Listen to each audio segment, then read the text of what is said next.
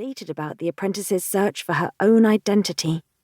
Every girl her age, even in today's complex and fast-paced world, is grappling with the question of who she is, where she belongs, what her destiny is to be. The names of today's girls come in waves. One year they all seemed to be Emma, the next year it was Sophia, and now I'm told Charlotte is making the rounds. What would it be like if each of them, like the midwife's apprentice, had to find her way to a true and valuable name? I find myself extraordinarily touched by the scene where Beetle breathes a name tentatively to herself and realizes that it sounds clean and friendly and smart, a name worthy of being loved.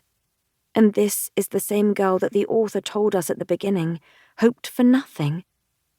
Being loved. That's really what it's about, always. Okay, that raises the question of the cat.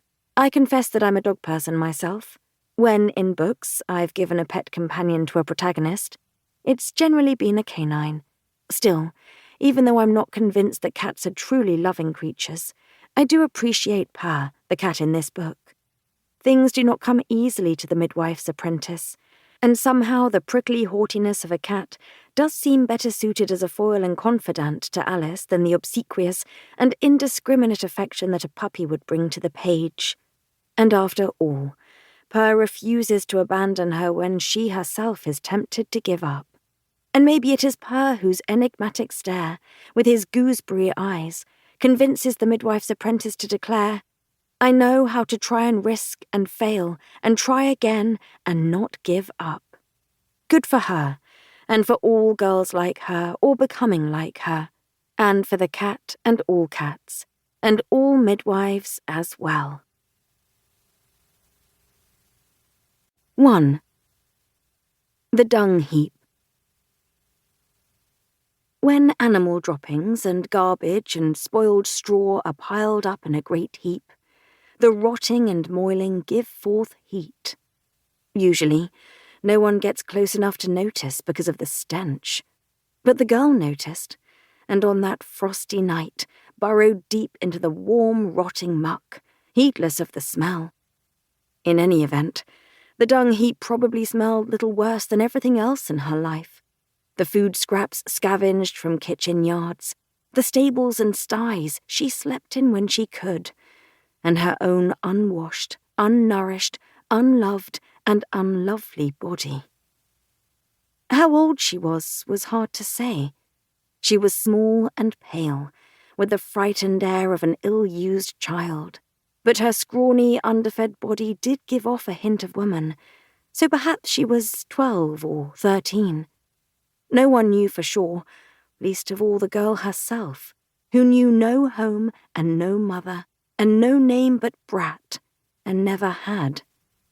Someone, she assumed, must have borne her and cared for her, lest she toddle into the pond, and changed her diapers when they reeked. But as long as she could remember, Brat had lived on her own by what means she could, stealing an onion here, or helping with the harvest there, in exchange for a night on the stable floor. She took what she could from a village, and moved on before the villagers, with their rakes and sticks, drove her away. Snug cottages and warm bread, and mothers who hugged their babes were beyond her imagining, but dearly would she have loved to eat a turnip without the mud of the field still on it, or sleep in a barn fragrant with new hay, and not the rank smell of pigs who fart when they eat too much. Tonight, she settled for the warm rotting of a dung heap, where she dreamed of nothing, for she hoped for nothing, and expected nothing. It was as cold and dark inside her as out in the frosty night. Morning brought rain to ease the cold, and the kick of a boot in Brat's belly. Hunger. Brat hated the hunger most, or was it the cold? She knew only that hunger and cold cursed her life, and kept her waking and walking and working for no other reason than to stop the pain. Dung beetle, smelly old dung beetle sleeping in the dung. Boys.